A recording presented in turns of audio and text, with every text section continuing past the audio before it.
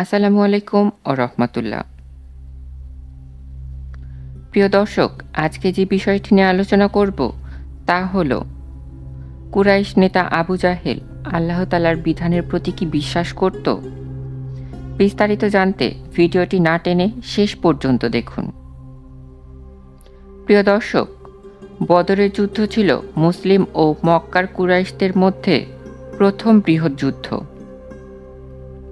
যুদ্ধের উদ্দেশ্যে মক্কা থেকে রওনা হওয়ার ঠিক আগ মুহূর্তে কুরাইশ নেতা আবু জাহেল কাবাঘরের নিকটে যায়। সে কাবাঘরের কেলাব ধরে কান্না করে এবং যুদ্ধে বিজয়ী হওয়ার জন্য প্রভুর দরবারে সাহায্য প্রার্থনা করেন। যদি আপনি প্রশ্ন করেন আবু জাহেল এই সময় কার কাছে প্রার্থনা চেয়েছিল, হয়তো আপনি বলবেন লাত, উজ্জা বা কোনো দেবদেবী যা কুরাইশরা পালন করত। কিন্তু আপনি জেনে অবাক হবেন আবু জাহেল কুরাইশের এই সব দেবদেবীর কাছে সাহায্য প্রার্থনা করেননি, বরং সেই সাহায্য চেয়েছিল মহান আল্লাহ তাআলার কাছে। আল্লাহর নবীর বিরুদ্ধে যুদ্ধ করতে যাওয়ার আগে আল্লাহর নবীর ধ্বংস কামনা করে সে আল্লাহর কাছে সাহায্য প্রার্থনা চেয়েছিল। এই কথাটি শুনে অবাক হলেন তো? চলুন বিস্তারিত জেনে আসি এই ঐতিহাসিক ঘটনার। মক্কায় কুরাইশদের নির্মম অত্যাচার সহ্য করতে না পেরে মদিনায় হিজরত করেছিলেন হযরত মুহাম্মদ সাল্লাল্লাহু আলাইহি ওয়াসাল্লাম। তিনি হিজরত করার পর মদিনার মুসলিম মক্কার কুরাইশদের মধ্যে বেশ কয়েকটি যুদ্ধ সংগঠিত হয়। এর মধ্যে প্রথম বৃহৎ যুদ্ধ ছিল বদরের যুদ্ধ। এই যুদ্ধে মক্কা কুরাইশদের মধ্যে উদ্দেশ্য ছিল আল্লাহর নবী ও তার সাহাবীদের হত্যা করে আরবে নিজেদের আধিপত্য অক্ষুণ্ণ রাখার। এই যুদ্ধে তাদের নেতৃত্ব দিয়েছিলেন ইসলামের সবচেয়ে দুশমন ও উম্মতের অবহিত ফেরাউন আবু জাহেল। যুদ্ধের নিয়তে মক্কা শরীফ থেকে যাওয়ার আগে আবু জাহেল কাবাঘরের নিকটে যায়। সে কাবাঘরের কেলাফ ধরে কান্না করতে থাকে আর আল্লাহর দরবারে প্রার্থনা করে বলে, হে আল্লাহ, তুমি আমাদের দুইটি দলের মধ্যে সেই একটি দলকে সাহায্য করো যারা অধিক অতিথি আপ্যায়নকারী, আত্মীয়দের সম্পর্ক রক্ষাকারী এবং বন্দীদের মুক্তিদানকারী। হে আল্লাহ, মুহাম্মদ যদি সত্যের ওপরে থাকে তবে তুমি তাকে সাহায্য করো, আর যদি আমরা সত্যের ওপরে থাকি তাহলে আমাদেরকে সাহায্য করো।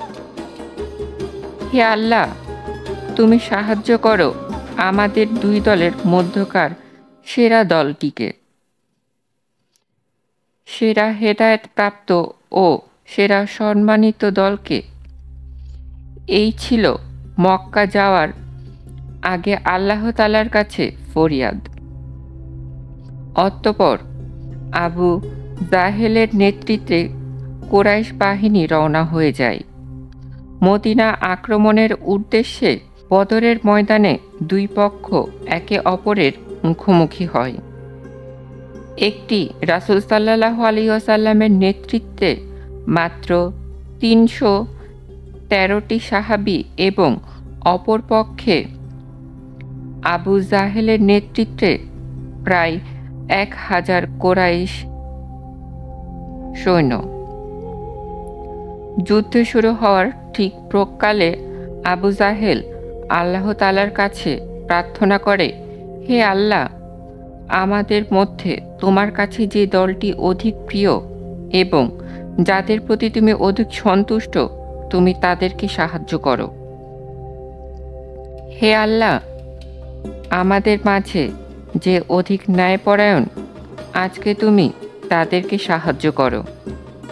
হে আল্লাহ, আমাদের মাঝে যে দলটি আত্মীয়তা ছিন্নকারী এবং আমাদের নিকটে এমন বস্তু আনয়নকারী যার সম্পর্কে আমরা জানি না, তুমি তাদেরকে ধ্বংস করে দাও।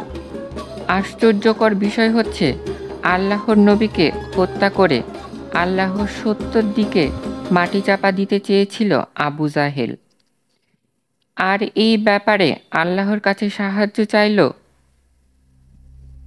বিষয়টি অদ্ভুত শোনালেও এটি ঐতিহাসিক সত্য ঘটনা। সিরাত গ্রন্থ এবং প্রসিদ্ধ হাদিস গ্রন্থগুলোতে এই ঘটনা সুস্পষ্ট রয়েছে। আবু জাহেলের বক্তব্যে থেকে এটি বোঝা যায় যে নিজেকে ন্যায়পরায়ণ এবং হেদায়েত প্রাপ্ত হিসেবে নিজেকে বিশ্বাস করতেন। হযরত মুহাম্মদ সাল্লাল্লাহু আলাইহি ওয়াসাল্লামের চেয়ে বেশি প্রিয় মনে করত আবু জাহেল। অধিক তাকওয়াবান এবং আল্লাহর সন্তুষ্ট অর্জনকারী হিসেবে নিজেকেও বিশ্বাস করত। মজার বিষয় হচ্ছে, আমাদের মধ্যে এই ধরনের ধারণা রয়েছে যে আবু জাহেল সহ যেসব কুরাইশ সৈন্যদল হযরত মুহাম্মদ সাল্লাল্লাহু আলাইহি ওয়াসাল্লামের বিরুদ্ধে ষড়যন্ত্রণা করেছিল, আল্লাহকে বিশ্বাস করত না। কিন্তু আসলেই কি তাই সত্যি?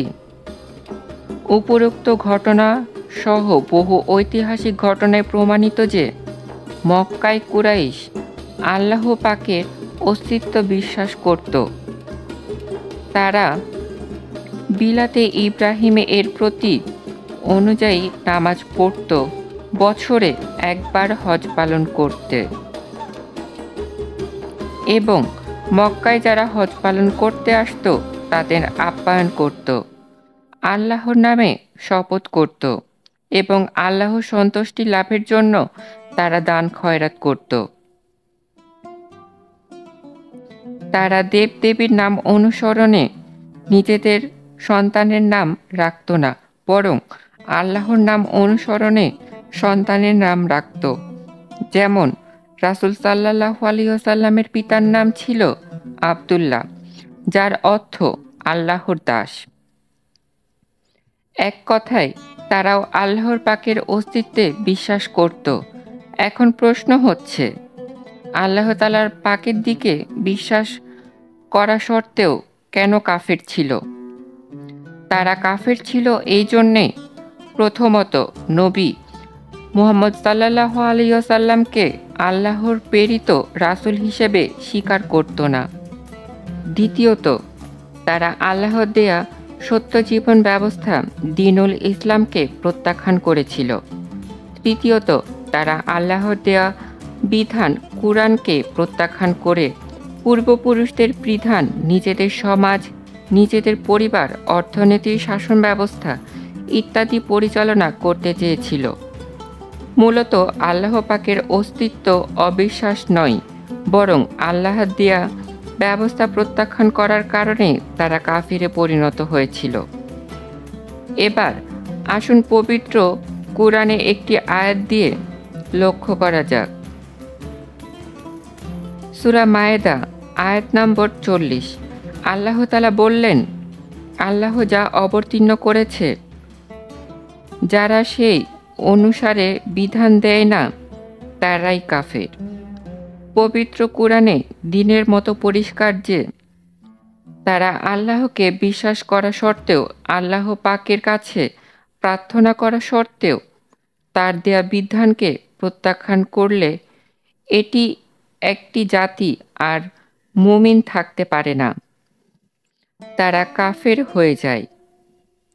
আবু জাহেলের আল্লাহতে বিশ্বাস আর পবিত্র কুরআনের দিকে দৃষ্টি দিলে সঙ্গত কারণে এই একটি প্রশ্ন জন্ম নেয়, তা হল আল্লাহকে বিশ্বাস করা সত্ত্বেও তার বিধানকে প্রত্যাখ্যান করার কারণে আবু জাহেল কাফেরের হলো। আজকে আমরা যারা নিজেদেরকে মুমিন মুসলিম হিসেবে বিশ্বাস করছি, তাহলে আল্লাহর দৃষ্টিতে আমাদের অবস্থান কোথায়? আমরা আল্লাহকে বিশ্বাস করি, তার এক ধাপ এগিয়ে আল্লাহ রাসূলকে বিশ্বাস করি। আরও কয়েক ধাপ এগিয়ে আমরা ব্যক্তিগত জীবনে আল্লাহর দেয়া বিধিবিধান তথা নামাজ, রোজা ও অন্যান্য আমল করি।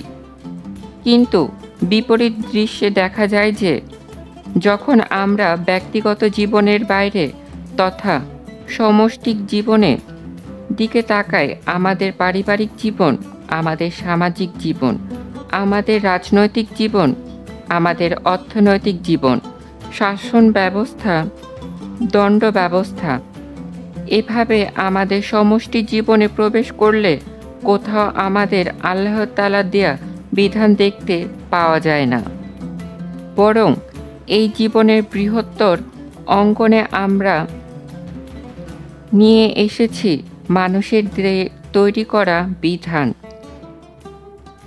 আমরা নিয়ে এসেছি ব্রিটিশদের তৈরি করা বিধান, মেনে নিয়েছি রোমানিদের তৈরি করা দ্বন্দ্ববিধি, মেনে নিয়েছি ইহুদিদের তৈরি সুদভিত্তিক অর্থনীতি। আল্লাহর দেয়া পূর্ণাঙ্গ জীবন ব্যবস্থা দ্বীনুল ইসলামের জীবন ব্যবস্থার পরিবর্তে আমরা মেনে নিয়েছি পশ্চিমাদের তৈরি মানুষের তৈরি গণতন্ত্র, সমাজতন্ত্র ইত্যাদি নানান তন্ত্রমন্ত্র। ব্যক্তিগত জীবনে বিশ্বাস ও আমলনামা আবু জাহেলকে জান্নাতের আগুন থেকে যদি মুক্তি দিতে না পারে, তাহলে ভাবুন আমাদের কি অবস্থা। আমাদেরকে মুক্তি দিতে পারবে তো? আসুন প্রশ্ন করি নিজেকে আর নিজের ব্যক্তিত্বকে।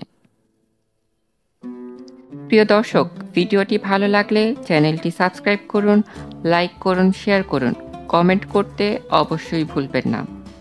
সকলে ভালো থাকুন, সুস্থ থাকুন। আল্লাহ হাফেজ।